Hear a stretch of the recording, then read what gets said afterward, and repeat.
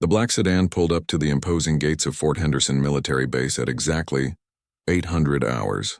Colonel Sarah Martinez stepped out, her crisp uniform bearing the insignia that marked her as the newly appointed commanding officer of the base. At 38, she had earned her position through years of distinguished service, multiple combat deployments, and an unwavering commitment to excellence that had impressed even the most skeptical senior officers. The morning sun cast long shadows across the concrete barriers as Sarah approached the main checkpoint. She carried herself with the quiet confidence that came from leading troops in some of the world's most challenging environments. Her service record was impeccable, but today marked a new chapter in her military career. Fort Henderson was one of the most prestigious commands in the military, and she was about to become the first woman to lead it. As she walked toward the security booth, Sarah noticed the two guards inside. Sergeant Williams, a burly man in his 40s with graying temples, barely looked up from his coffee. Beside him, Corporal Johnson, younger and eager, was reviewing the morning's security briefings. Neither man had been properly briefed about the change in command that was scheduled to take effect that very morning. The previous commanding officer, General Thompson, had retired unexpectedly due to health issues just 2 weeks prior. The transition had been rushed, and in the chaos of paperwork and protocol, several key personnel had not received updated information about the new leadership structure. The guards at the main gate were among those who had been left in the dark. Sarah reached into her briefcase and retrieved her identification papers, including her orders assigning her to Fort Henderson. She had anticipated that there might be some confusion during the transition, but she was prepared to handle any administrative hiccups professionally.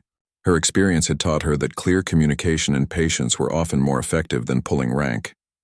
The guard booth's window slid open, and Sergeant Williams extended his hand without really looking at her. His attention was still divided between his coffee and a sports magazine that lay open beside him. This was clearly routine for him, just another morning of checking identification cards and waving people through the gate. ID and authorization, please, Williams said in a monotone voice, his eyes still focused on the magazine article about last night's baseball game.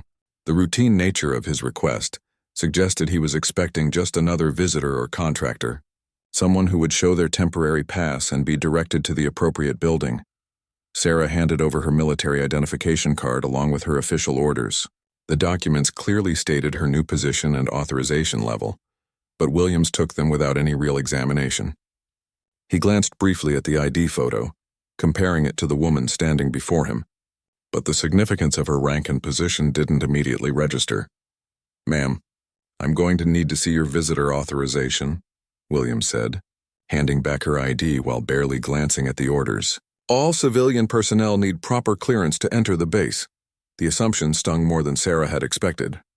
Despite wearing a perfectly pressed military uniform with clearly visible rank insignia, the guard had automatically categorized her as a civilian visitor. It was a reminder of the challenges she had faced throughout her career, where her capabilities were often questioned before being proven. Sarah maintained her composure, pointing to her uniform and the colonel's eagles on her shoulders. "Sergeant, I believe you'll find my authorization is quite comprehensive if you review those orders carefully." Williams finally looked up from his magazine, his eyes taking in her uniform for the first time. He seemed confused by the disconnect between his assumption and what he was actually seeing. Corporal Johnson, sensing tension, moved closer to observe the interaction. "Ma'am, I don't know what kind of costume party you're heading to, but military personnel don't just show up here without proper advance notice," Williams said, his tone becoming more defensive. "I'm going to have to ask you to step aside while we verify your information." The situation was escalating in exactly the way Sarah had hoped to avoid. She could feel her jaw tighten slightly, but her voice remained steady and professional. Years of dealing with similar situations had taught her that losing her temper would only reinforce negative stereotypes and make the eventual resolution more difficult. "Sergeant Williams," Sarah said, reading his nameplate, "I suggest you contact the base commander's office immediately. They'll be expecting me." But Williams was now convinced he was dealing with someone attempting to gain unauthorized access to the base using fraudulent documents. In his mind, the scenario made perfect sense. Someone had gone to considerable trouble to create fake identification and orders, probably hoping to exploit any confusion during the command transition. "Ma'am, "You're not authorized to enter this base," Williams declared firmly, his hand moving toward his radio. "I'm going to have to ask you to return to your vehicle while we sort this out." Sarah realized that what should have been a simple entry procedure was about to become a significant incident. The irony wasn't lost on her that she was being denied access to the very base she was meant to command. She wondered how many other qualified women had faced similar challenges, having their authority questioned before they even had a chance to demonstrate their capabilities. As Corporal Johnson reached for the phone to call for backup, Sarah knew she had a choice to make. She could demand to speak to someone with more authority, potentially creating a scene that would follow her throughout her tenure at Fort Henderson. Alternatively, she could use this moment as an unexpected opportunity to observe how her personnel handled unusual situations and how effectively the base's security protocols functioned under pressure. The morning sun climbed higher, casting shorter shadows across the checkpoint as the standoff continued. Sarah stood quietly, her briefcase in hand, watching as the two guards debated among themselves about how to handle what they perceived as a security threat. Little did they know that their new commanding officer was taking mental notes about everything she observed. Corporal Johnson finished his call to the security office, his expression growing more serious by the moment. Through the phone conversation, Sarah could hear fragments of what was being reported. The guards were describing her as a potential security threat, someone attempting to gain unauthorized access using sophisticated fake documents and military impersonation. "They're sending Captain Roberts down here immediately," Johnson announced to his partner. "He said to keep her contained until he arrives." Sarah almost smiled at the term contained. Here she was, a decorated combat veteran who had led troops through multiple deployments, being treated like a common criminal at the gates of her own command. The situation would have been amusing if it weren't so frustrating and potentially damaging to her first day in charge. Captain Roberts arrived within minutes, his military police vehicle pulling up with lights flashing. He was a stern-looking man in his early 30s with the no-nonsense demeanor typical of military police officers. His approach was methodical and professional, but Sarah could see in his eyes the same skepticism that had characterized the guard's reaction. "Ma'am, I'm Captain Roberts, military police," he announced formally. "I understand there's been some confusion about your authorization to enter this facility." Sarah appreciated that Roberts at least acknowledged the possibility of confusion rather than immediately assuming criminal intent. She handed him her complete documentation package, including her official orders, security clearances, and the letter from the Pentagon detailing her appointment to Fort Henderson. Roberts examined each document carefully, his trained eye looking for any signs of forgery or irregularities. Sarah watched him work, noting his thoroughness and attention to detail. These were exactly the kinds of qualities she wanted to see in her military police personnel, even if they were currently being applied to verify her own identity. "These documents appear authentic," Roberts admitted after several minutes of examination. "But ma'am, we haven't received any notification about a new commanding officer. General Thompson is still listed as our CO in all official communications." The explanation finally began to make sense to Sarah. The administrative machinery that should have notified all base personnel about the change in command had clearly failed. She made a mental note to investigate the communication breakdown once she actually gained access to her office. "Captain, I understand your position," Sarah said calmly. "However, I suggest you contact the Pentagon directly. Ask for Colonel Peterson in Personnel Command. He can verify both my identity and my assignment to Fort Henderson." Roberts nodded, recognizing the wisdom of going straight to the source. He used his radio to contact the base communications center, requesting a priority call to the Pentagon. While they waited for the connection to be established, an uncomfortable silence settled over the checkpoint. More personnel began to arrive as word of the situation spread. Several officers from the base administration building had walked over to observe the unusual morning drama. Sarah noticed Major Collins, whom she recognized from his personnel file as the base operations officer. His expression showed a mixture of curiosity and concern. The radio crackled to life as the Pentagon connection was established. Roberts spoke directly with Colonel Peterson, who confirmed not only Sarah's identity, but also expressed surprise that the base had not been properly notified of her arrival. The conversation lasted nearly 10 minutes, during which Roberts's demeanor gradually shifted from suspicious to embarrassed. "Ma'am, I owe you a sincere apology," Roberts said after ending the radio call. Colonel Peterson confirmed everything. "You are indeed our new commanding officer, and there was a significant failure in our notification system." Sarah nodded graciously, though she was already planning the investigation that would identify exactly where the communication breakdown had occurred. "Captain, you and your men were doing exactly what you should have done when faced with unclear documentation. I respect that." The gathered crowd of personnel began to murmur among themselves as the realization spread that they had just witnessed their new commanding officer being temporarily detained at their own front gate. Some looked embarrassed, others appeared concerned about potential repercussions, and a few seemed curious about how this unconventional introduction might affect the base's future operations. Sergeant Williams approached cautiously, his earlier confidence completely evaporated. "Colonel, ma'am, I want to apologize for the confusion. If I had looked more carefully at your documents initially—" "Sergeant," Sarah interrupted gently. "You followed proper security protocols when faced with what appeared to be an unusual situation. That's exactly what I want my personnel to do." Her response surprised many of the observers. Rather than displaying anger or threatening disciplinary action, she had chosen to commend the guards for their vigilance. It was an unexpected demonstration of leadership style that would be discussed throughout the base before lunchtime. Major Collins stepped forward, extending his hand in greeting. "Colonel Martinez, welcome to Fort Henderson. I'm Major Collins, your operations officer. I'm afraid this morning's incident reflects some significant issues with our internal communications that we need to address immediately." Sarah shook his hand firmly. "Major, I agree completely. But first, I think we should consider this morning an unintentional but valuable exercise in base security. These men demonstrated exactly the kind of vigilance we need to maintain." As the checkpoint finally cleared and the gates opened to allow her entry, Sarah reflected on the unexpected lesson of her first morning. She had learned more about her personnel's dedication to security protocols in 30 minutes than she might have discovered in weeks of formal briefings and reports. The black sedan that had waited patiently outside finally proceeded through the gates of Fort Henderson, carrying a commanding officer who now had a much better understanding of both the strengths and the communication weaknesses of her new command. The command building of Fort Henderson stood like a monument to military tradition, its imposing facade bearing the weight of decades of leadership decisions that had shaped both the base and the countless personnel who had served there.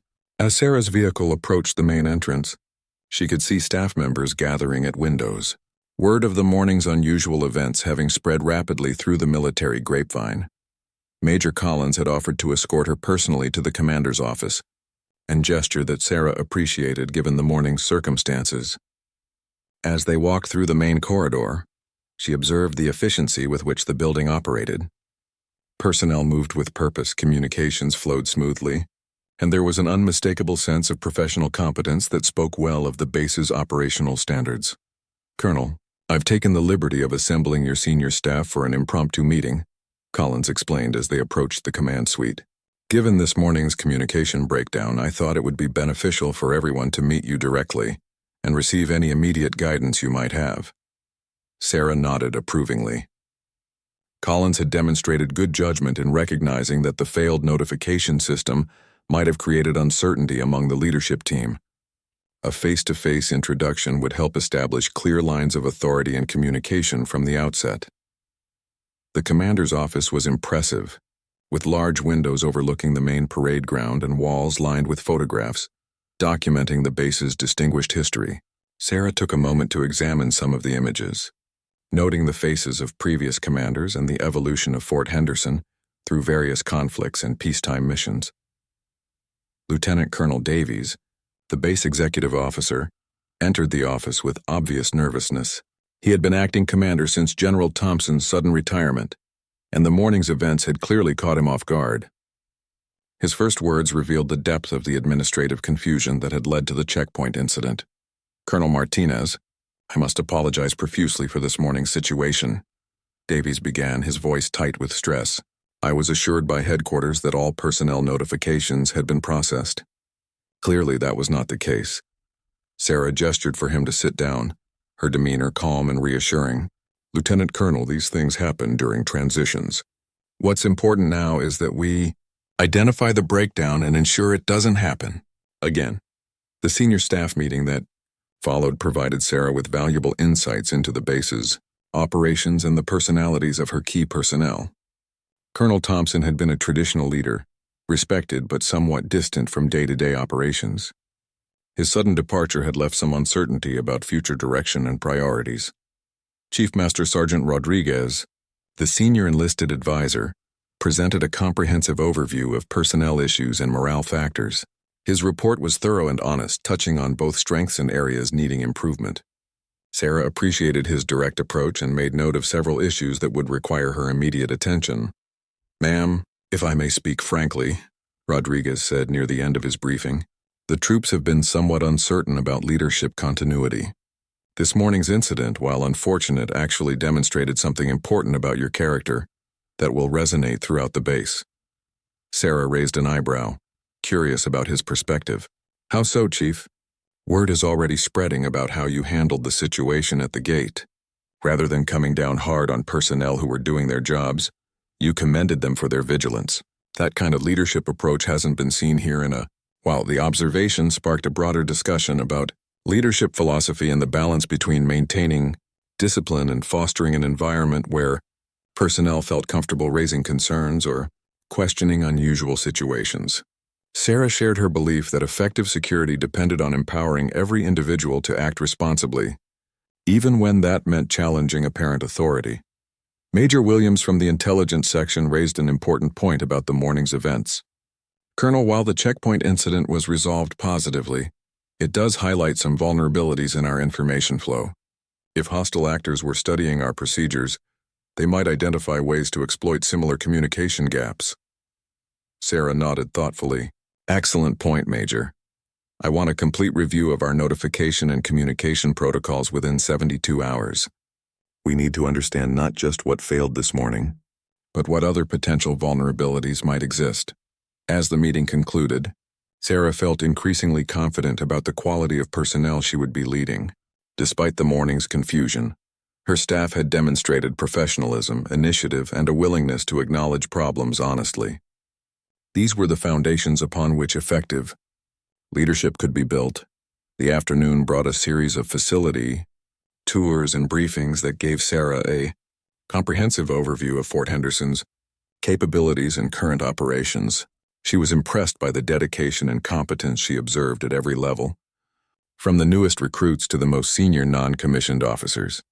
During a visit to the motor pool, she encountered Sergeant Williams again. The guard who had initially denied her entry was now overseeing vehicle maintenance operations with obvious expertise and attention to detail. When he noticed her approach, his expression showed a mixture of embarrassment and apprehension. "Sergeant, how are the maintenance operations running?" Sarah asked, her tone professional but friendly.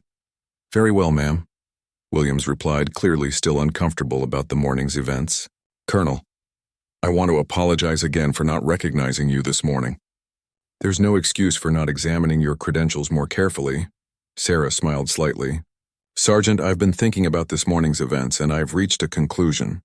You and Corporal Johnson demonstrated exactly the kind of vigilance that makes this base secure. I'd rather have guards who are overly cautious than ones who wave people through without proper verification." The relief on Williams' face was obvious, but Sarah wasn't finished. "However, this incident has identified some serious communication problems that we need to address. I'm establishing a new protocol to ensure that all security personnel receive immediate notification of any changes in command structure or authorized personnel." As the day progressed, Sarah began to develop a clearer picture of Fort Henderson's strengths and challenges. The personnel were dedicated and capable, but some systems and procedures needed updating to reflect modern communication capabilities and security requirements. The morning's incident had provided an unexpected but valuable diagnostic tool for identifying areas requiring attention. 2 weeks after the checkpoint incident, Sarah had established a routine that demonstrated her hands-on leadership style. Each morning, she conducted walking tours of different base sections, engaging directly with personnel at all levels. This approach had initially surprised many who were accustomed to more distant command structures, but it quickly proved effective in identifying both problems and opportunities for improvement. The communication breakdown that had caused her initial entry difficulties had been thoroughly investigated. The problem traced back to a computer system failure at the regional headquarters that had corrupted several personnel database updates. More significantly, the investigation revealed that backup notification procedures had not been properly maintained, creating a single point of failure that could have had serious security implications. Sarah convened a special task force to redesign the entire communication protocol system. The team included personnel from communications, security, administration, and information technology sections. Their mandate was ambitious: create a foolproof system that would prevent any similar incidents while maintaining the security vigilance that had actually worked correctly during her arrival. Captain Roberts, the military police officer who had handled the initial verification of her credentials, had become an unexpected ally in the communication reform effort. His experience during the incident provided valuable insights into the challenges faced by security personnel when standard procedures encountered unusual circumstances. "Ma'am, one thing we learned is that our personnel need better training on how to escalate unusual situations," Roberts explained during a task force meeting. The guards at the checkpoint followed basic protocols, but they didn't have clear guidance on when and how to seek higher-level verification. Sarah nodded approvingly. "That's an excellent observation, Captain. We need to empower our people to make informed decisions rather than just following rigid checklists." The task force's work extended beyond simple notification procedures. They examined the entire information flow structure of the base, identifying numerous opportunities to improve efficiency and reliability. The morning's incident had revealed that Fort Henderson was operating with several outdated systems that had grown increasingly inadequate as communication technology advanced. Master Sergeant Lopez from the communications section presented findings that surprised even Sarah. "Colonel, our analysis shows that the notification failure was actually the symptom of a much larger problem. We're operating with communication systems that were state-of-the-art 15 years ago but are now vulnerable to exactly the kind of failure we experienced." The revelation led to a comprehensive modernization proposal that Sarah forwarded to regional headquarters with strong recommendations for immediate implementation. Her detailed incident report and analysis had attracted attention from senior Pentagon officials who were concerned about similar vulnerabilities at other installations. During this period, Sarah's leadership style continued to evolve and adapt to the unique character of Fort Henderson. She discovered that the base had a strong tradition of innovation and problem-solving that had been somewhat suppressed under previous command structures. Her willingness to acknowledge and learn from the checkpoint incident had created an environment where personnel felt comfortable, proposing creative solutions to long-standing challenges. Lieutenant Martinez from the base engineering section approached her with an innovative proposal for integrating mobile communication devices into the security verification process. His idea would allow real-time verification of credentials and authorization changes, potentially preventing future incidents like the one that had marked her arrival. "Colonel, what if we could create a system where every checkpoint could instantly verify any changes in personnel authorization?" Martinez explained enthusiastically. "The technology exists, and the cost would be minimal compared to the potential security benefits." Sarah was impressed by both the technical sophistication of the proposal and the initiative shown by her junior officers. "Lieutenant, I want you to develop a complete implementation plan. If the concept proves viable, we'll make Fort Henderson a pilot location for the entire military." The checkpoint incident had become a catalyst for broader improvements throughout the base. Personnel who had initially been embarrassed by the morning's confusion now took pride in the positive changes that had resulted. Sergeant Williams had become something of a celebrity among security personnel, his careful adherence to protocol having been vindicated by subsequent events. The transformation wasn't limited to technical systems. Sarah instituted regular forums where personnel could directly present ideas and concerns to the command staff. These sessions revealed a wealth of innovative thinking that had previously been untapped, from improved training procedures to more efficient logistics management. Colonel Peterson from Pentagon Personnel Command visited Fort Henderson to observe the changes that had been implemented. His assessment was overwhelmingly positive, noting that the base had transformed what could have been an embarrassing incident into a model for improving military communication and security procedures. Colonel Martinez, what you've accomplished here in just 2 weeks is remarkable, Peterson commented during his visit. You've taken a system failure and used it as the foundation for systematic improvement. That's exactly the kind of adaptive leadership the military needs. The visit included a tour of the main checkpoint, where Sergeant Williams and Corporal Johnson demonstrated the new verification procedures that had been implemented. The system now included multiple backup communication methods and clear escalation protocols that would prevent any similar confusion in the future. During the demonstration, Peterson asked Williams about his experience during the original incident. The sergeant's response reflected the positive atmosphere that Sarah had cultivated since taking command. "Sir, at first I was worried that I had made a serious mistake," Williams explained, "but Colonel Martinez helped us understand that we had actually done our jobs correctly. The problem wasn't with our security procedures, it was with the information we had been given. Now we have systems that ensure we'll always have current and accurate information." As Peterson's visit concluded, Sarah reflected on how the morning's checkpoint incident had shaped her entire approach to commanding Fort Henderson. What had begun as a frustrating administrative failure had evolved into an opportunity to demonstrate leadership principles that would define her tenure at the base. The changes implemented went far beyond simple communication improvements. They represented a fundamental shift toward a more collaborative and innovative command structure that empowered personnel at all levels to contribute to the base's mission. The incident had revealed not just technical vulnerabilities, but also untapped human potential that was now being fully utilized. 3 months had passed since Sarah's unconventional arrival at Fort Henderson, and the base had become a showcase for innovative military administration. The communication system redesign had been so successful that other installations were sending delegations to study the implementation process. Sarah found herself in the unusual position of having become famous throughout the military for being initially denied entry to her own command. The story had taken on a life of its own within military circles. Officers attending the Pentagon's advanced leadership courses frequently discussed the incident as an example of how effective leaders could transform challenges into opportunities.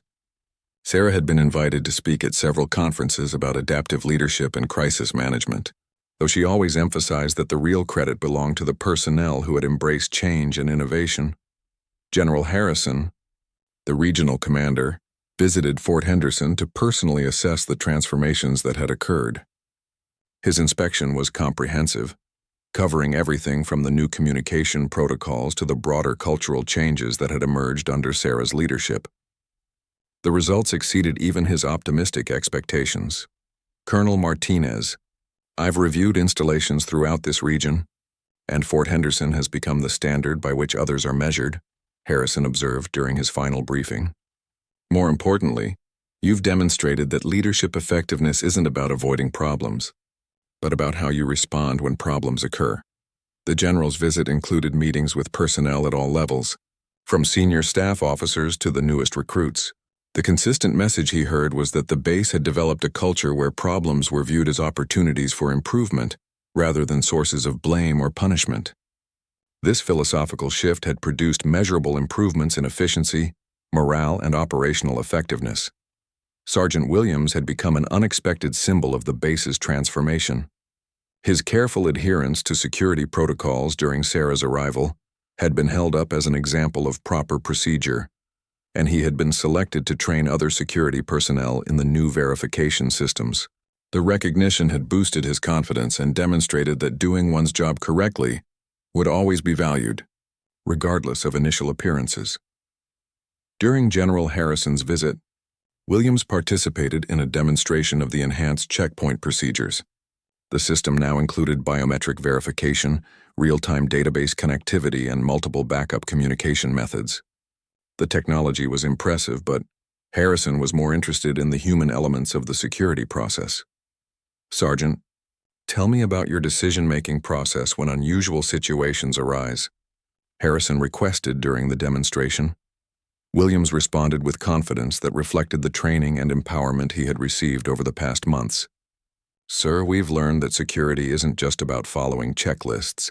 We're trained to think critically about each situation and to escalate appropriately when we encounter anything outside normal parameters." The sergeant's response exemplified the broader changes that had occurred throughout Fort Henderson. Personnel had been encouraged to take initiative and think creatively about their responsibilities.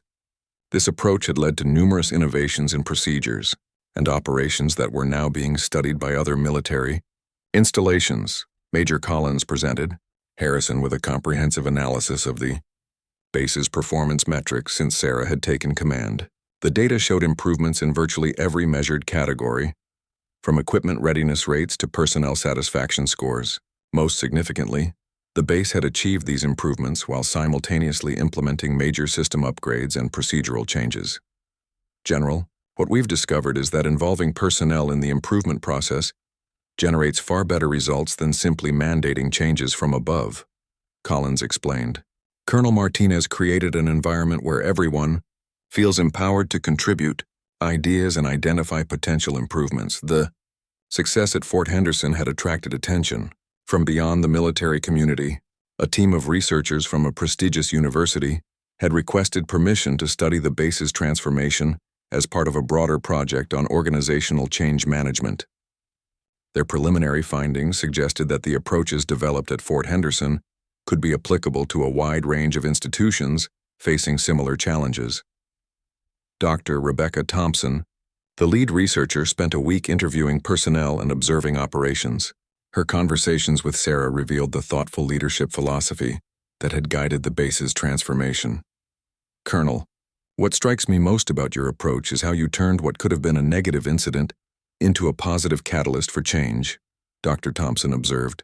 Most leaders would have focused on assigning blame rather than identifying opportunities for improvement. Sarah's response reflected the lessons she had learned during her military career. Dr. Thompson, I've found that people generally want to do good work and contribute positively to their organization. When something goes wrong, the question shouldn't be who to blame, but how to create systems and environments that help people succeed. The research team's work was generating significant interest in leadership development circles. The Fort Henderson case study was being incorporated into military, academies, curricula, and business schools programs as an example of effective change management and adaptive leadership. As Sarah reflected on the past 3 months, she realized that the checkpoint incident had provided exactly the kind of leadership challenge that defined careers. Her response to that initial confrontation had set the tone for everything that followed. Rather than asserting authority through punishment or intimidation, she had chosen to demonstrate leadership through understanding, improvement, and empowerment. The base's success had created new opportunities for Sarah's career advancement, but she found herself reluctant to leave Fort Henderson while the transformation was still evolving. The personnel had embraced change with enthusiasm and creativity that continued to surprise her, and she wanted to ensure that the improvements would be sustainable under future leadership. Lieutenant Colonel Davies, who had initially been nervous about the command transition, had become one of Sarah's strongest supporters. His administrative skills had been crucial in implementing the various system improvements, and he had developed into an effective advocate for continued innovation throughout the base. Colonel, I have to admit that I was worried about how the change in command would affect operations, Davies confided during one of their regular planning meetings. But what you've accomplished here has exceeded everyone's expectations. The personnel are more engaged, our systems are more effective, and our reputation throughout the military has never been stronger. The transformation at Fort Henderson had become a testament to the power of adaptive leadership and the importance of viewing challenges as opportunities for growth and improvement. 1 year after the checkpoint incident that had marked her arrival, Sarah stood before the assembled personnel of Fort Henderson during the annual base celebration. The transformation that had begun with that morning's confusion had evolved into something far more significant than anyone could have anticipated. The base had become a model for military installations worldwide, and the story of its improvement had inspired similar changes throughout the armed forces. The celebration included recognition ceremonies for personnel who had contributed to the base's success. Sergeant Williams received a commendation for his role in both the original security protocols demonstration and his subsequent leadership in training other security personnel. His journey from a guard who had denied entry to his commanding officer to a recognized expert in security procedures had become an inspiring example of professional growth and development. Corporal Johnson, who had supported Williams during that eventful morning, had been promoted to sergeant and now supervised the main checkpoint operations. The experience had taught him valuable lessons about the importance of thorough verification procedures and the courage required to question authority when circumstances seemed unusual. Captain Roberts had been selected for promotion to major and assignment to the Pentagon, where he would help develop new security protocols based on the innovations pioneered at Fort Henderson. His careful handling of the initial incident verification had demonstrated the kind of professional competence that marked him as a rising leader within the military police community. The technological improvements initiated after the checkpoint incident had been adopted throughout the military. Lieutenant Martinez's mobile verification system had been refined and deployed to installations around the world, creating a more secure and efficient approach to access control that prevented communication failures like the one that had caused Sarah's initial difficulties. Dr. Thompson's research team had published their findings about Fort Henderson's transformation in several prestigious journals. The case study had become required reading in leadership courses at military academies and business schools, demonstrating how effective leaders could turn unexpected challenges into opportunities for systematic improvement. During her speech to the assembled personnel, Sarah reflected on the lessons learned during her first year at Fort Henderson. The checkpoint incident had taught her that effective leadership required humility, patience, and a willingness to view problems as opportunities for growth rather than sources of blame. When I arrived here 1 year ago, I expected to walk through those gates and begin the important work of commanding this installation, Sarah told the audience. Instead, I found myself in an unexpected situation that challenged my assumptions about how leadership works and how organizations change. She continued, acknowledging the role that every person had played in the base's transformation. What happened that morning wasn't really about security procedures or communication failures. It was about people doing their jobs with dedication and integrity, even when circumstances were confusing and unclear. The audience included visitors from other military installations who had come to study Fort Henderson's approaches to administration and leadership. Among them was General Harrison, who had become a strong advocate for implementing similar programs throughout his command region. Major Collins presented a comprehensive report on the base's achievements during the past year. The statistics were impressive. Equipment readiness rates had improved by 15%, personnel satisfaction scores had reached historic highs, and operational efficiency had increased significantly, while costs had actually decreased. More importantly, Fort Henderson had become a destination for promising military personnel who wanted to be part of an innovative and progressive organization. The base's reputation for embracing change and empowering personnel had attracted some of the military's brightest minds, creating a positive cycle of continuous improvement. The celebration concluded with the dedication of a new training facility that would serve as a center for developing the next generation of military leaders. The facility incorporated all of the lessons learned from Fort Henderson's transformation, providing spaces designed to encourage collaboration, innovation, and adaptive thinking. As the formal ceremonies ended, Sarah found herself back at the main checkpoint where her journey at Fort Henderson had begun. The area had been significantly upgraded, with new technology and improved procedures, but she could still remember the confusion and frustration of that first morning. Sergeant Williams approached her as she stood looking at the checkpoint. His confidence and professionalism had grown tremendously over the past year, and he had become one of the base's most effective trainers and mentors for new personnel. "Colonel, I wanted to thank you again for how you handled that first morning," Williams said. "A lot of commanders would have made our lives miserable after something like that. Instead, you turned it into something positive that helped everyone." Sarah smiled, remembering her initial frustration and the choice she had made to view the incident as a learning opportunity rather than a disciplinary matter. "Sergeant, you and Corporal Johnson were doing exactly what you should have done. The failure wasn't yours. It was in our systems and procedures." As the sun set over Fort Henderson, Sarah reflected on the unexpected journey that had begun with a simple miscommunication at the front gate. The incident had revealed both weaknesses and strengths in the base's operations, but more importantly, it had demonstrated the power of leadership that focused on improvement rather than punishment. The legacy of that morning extended far beyond Fort Henderson. The approaches developed there were being implemented at military installations around the world, and the story of transformation had inspired leaders in many different fields to reconsider how they responded to unexpected challenges.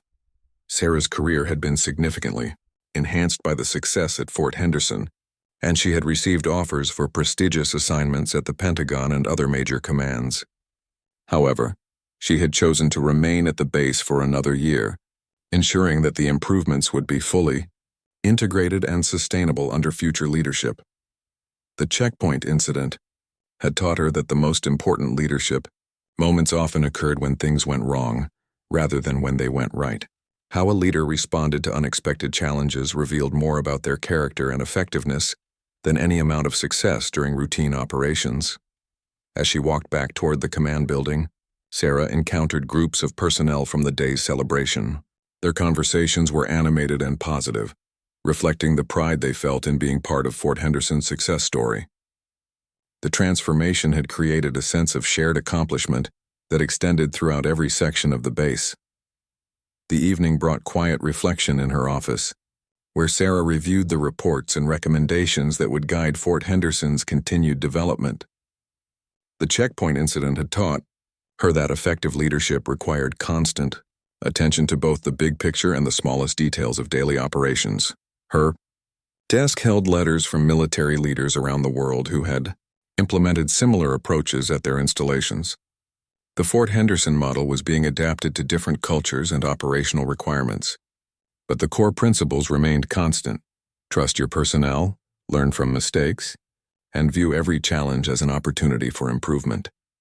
The most significant letter came from the Chief of Staff of the Army, officially recognizing Fort Henderson as the military's premier example of adaptive leadership and organizational transformation. The recognition included authorization for Sarah to establish a new leadership development program that would train commanders from throughout the armed forces. As she prepared to leave her office, Sarah took one final look at the photograph on her desk, showing the checkpoint incident from that first morning. The image captured the confusion and tension of the moment, but it also represented the beginning of something remarkable that had transformed not just Fort Henderson, but her own understanding of what effective leadership could accomplish.